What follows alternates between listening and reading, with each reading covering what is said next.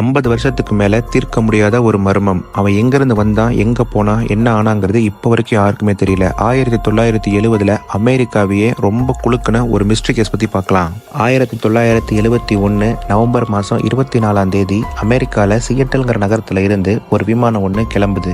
அந்த விமானத்தை ஒருத்தன் தனி ஒரு ஆளா ஹைஜாக் பண்றான். அவன் தன்னைத்தானே டிபி கூப்பர்னு அறிமுகப்படுத்திக்கிறான். பிளைட்டை ஹைஜாக் பண்ண அவன் யூஎஸ் கவர்மெண்ட் கிட்ட 4 லட்சம் அமெரிக்கன் டாலர்ஸும் 4 பேராஷூட்டும் ஃபிளைட்டை லேண்ட் பண்ணதுக்கு அப்புறமேட்டு ஃபியூவல் டேங்கை ஃபில் பண்ணணும்னு டிமாண்ட் வச்சிருக்கான். அவன் கேட்ட மாதிரியே ஃபிளைட் லேண்ட் ஆனதுக்கு அப்புறமேட்டு யூஎஸ் கவர்மெண்ட் 4 லட்சம் அமெரிக்கன் டாலர்ஸும் 4 பேராஷூட்டும் ஃபியூவல் டேங்க்கும் ஃபில் பண்ணிடுறாங்க. அங்க இருந்து அந்த ஃபிளைட் மறுபடியும் கிளம்புது.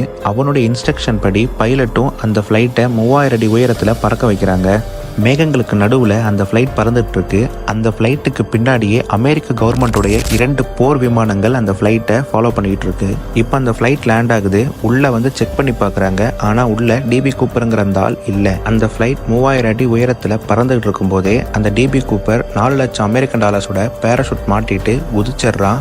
அன்னைக்கு அப்படி குதிச்சவன் இன்னைக்கு வரைக்கும் என்ன ஆனா, எங்க இருக்கான், எப்படி இருப்பாங்கிறது யாருக்குமே தெரியாத ஒரு புதிராக தான் இருக்கு.